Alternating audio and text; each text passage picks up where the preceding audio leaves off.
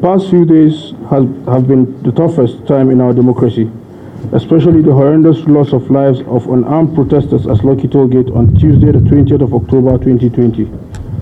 We have observed unpleasant developments across major cities in Nigeria, with scores of young people killed and many injured as a result of the ongoing EndSARs peaceful protests led by young people. These extrajudicial killings and violence are highly condemnable and unacceptable.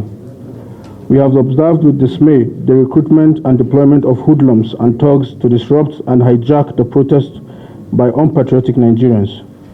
These have occasioned the death of innocent citizens, the destruction of government and private property, and the disruption of economic activities in some cities around the country. Our sincere sympathy goes to the families of the people who lost their lives in the process, and we pray the Almighty consoles them in this moment of grief. We urge the federal government to ensure adequate and immediate compensation to the victims of police brutality, banditry, and terrorism. As a matter of urgency, the Nigerian Army should identify the armed men in military uniform who attacked innocent protesters at the Lekki Toll Gate in Lagos on October 20th, 2020. We also urge the Nigerian Police Force to identify officers who attacked peaceful protesters in cities across the states.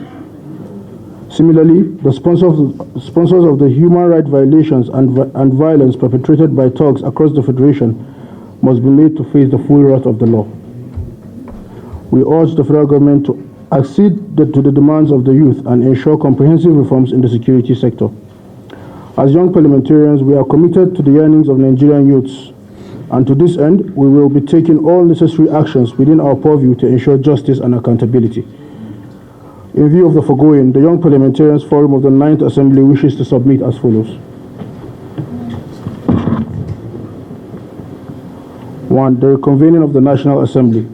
The National Assembly should, as a matter of urgency, reconvene plenary for an emergency session to discuss alleged killings of peaceful protesters. In addition, an investigative public hearing on the loss of lives and human rights violations resulting from police brutality is highly recommended. On national security, the forum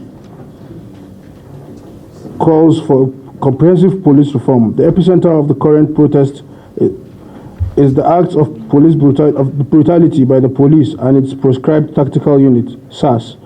The federal government must demonstrate a genuine commitment to reforming the police and protection of youth and citizens from police brutality, which has resulted in several avoidable deaths. Immediate inauguration of the Nigerian Police Council and the constitution of the Governing Council of the National Human Rights Commission, which should include youth representation.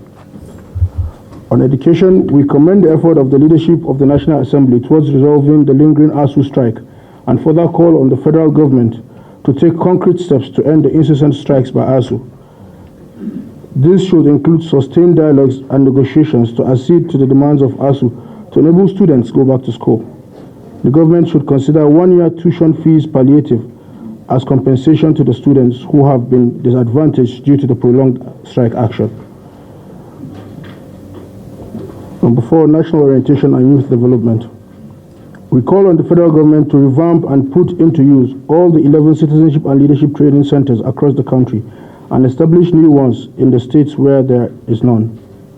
We call on the federal government to revamp and establish school acquisition and vocational training centers across the Federation. We call on the federal government to strengthen its social security net to address the peculiar needs of the youth, women, aged, and persons living with disabilities. We call on the federal government to improve access of young persons and women to government and decision-making process. Also, the government should empower youth and women through special social development and mentorship programs. There is the need for enlightenment programs by agencies such as National Orientation Agency to educate and enlighten the general public on the dangers of drug abuse, sexual harassment, and gender-based violence. In conclusion, we note that the current situation begs for dialogue, justice, and reconciliation. We implore the federal government to provide leadership in national reconciliation, peace, and justice through inclusive and transparent dialogues with citizens and ensure individuals and institutions who violate constitutionally guaranteed rights are held to account. We urge the protesters to remain law-abiding citizens and peaceful. The YPF wish to strongly call on the President and Commander-in-Chief of the Armed Forces of the Federal Republic of Nigeria, President Muhammadu Buhari, to address the nation as a matter of urgency.